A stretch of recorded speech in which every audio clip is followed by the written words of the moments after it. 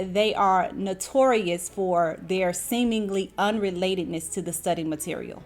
So today, I'm going to give you a little bit of insight.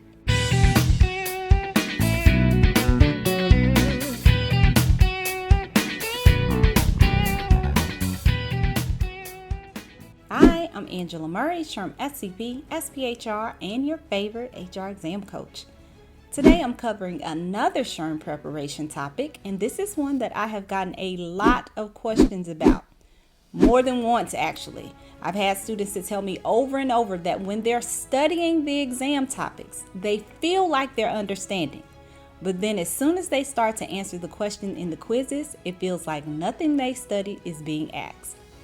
Now, as soon as somebody tells me that, my first question to them is, are you studying the competencies? 95% of the time, the answer is yes. And that is because the competencies, they are notorious for their seemingly unrelatedness to the study material. So today, I'm going to give you a little bit of insight so you can ace the competencies. First, let me just say up front, you cannot skip the competencies. They make up about half of your exam, so they are a critical piece, especially if you are an SCP candidate. But everybody has to master them because this is what assesses your ability to apply knowledge in real-world HR scenarios. The biggest difference between the competencies and the knowledge domain is that the knowledge domains focus on the what, and the competencies focus on the how. So your knowledge domains outline the specific areas of HR operational knowledge. This is what you need to be familiar with, like labor laws or talent management or compensation and benefits.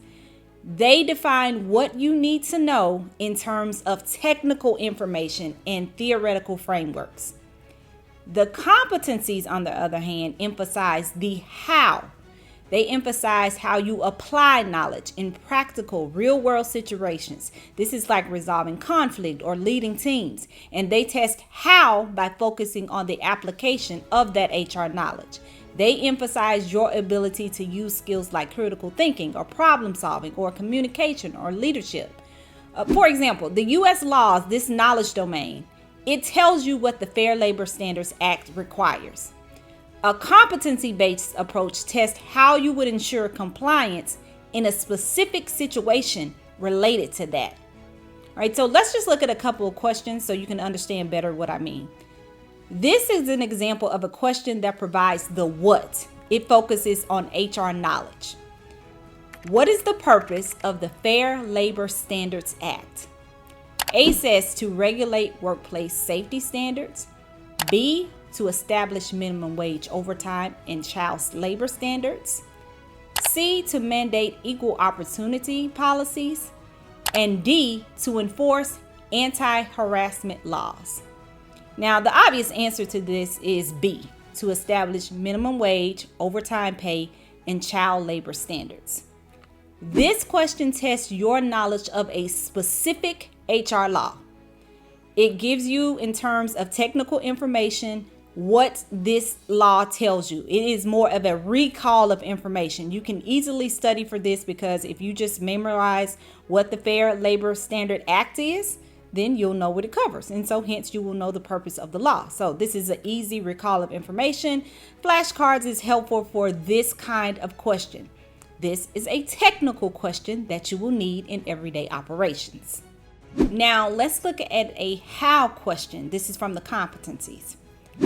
An HR manager notices that several non-exempt employees are working beyond their scheduled hours, but they are not recording their overtime. To comply with the Fair Labor Standards Act, what is the most effective action that the HR manager should take? A says instruct the employees to stop working extra hours. B, adjust the employees' time cards to reflect only the approved scheduled hours. C, ensure all worked hours are properly recorded and pay the employees for overtime. Or D, report the employees to management for violating company policy and time stealing. Now, the correct answer is C, ensure all worked hours are properly recorded and pay the employees for their overtime. For this question, you can't just recall information to get the correct answer. You have to use your knowledge of the Fair Labor Standards Act to determine how you should approach this situation. You have to know what the law says to understand how to respond. Your technical knowledge is going to tell you if an action violates a law or if it violates some kind of policy or regulation, but there's nothing you can recall and regurgitate that is going to tell you exactly how to handle this specific situation. You are going to need to pull from the analytical aptitude and your ethical practice competencies in order to decide the right approach here. Because the first thing you need to do is assess the situation. You need to determine the appropriate action based on the facts, based on the data, based on what you have. Then, most importantly, you have to ensure you act with integrity and fairness, especially when it comes to legal matters.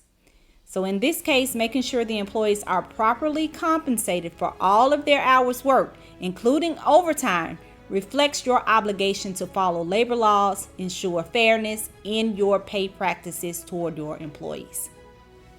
So hopefully that gives you a little bit more insight into why you might feel like what you've studied isn't being represented in the quizzes. And also remember, just because you're studying a knowledge domain, that doesn't mean that the quiz won't give you a competency question. They still want to test how you can apply that knowledge, just like we just did in this question I just gave you. So just let me know in the comments if this gave you a little bit more clarity, or if you're still like, nah, Angela, I still don't get it. This didn't do anything for me. Because if so, I'm going to try to give you a little bit more specific information. So let me know in the comments either way. If this worked for you, if you're like, Angela, girl, you all off. Just tell me and I will try to explain a little better. But I will see you next time. Bye.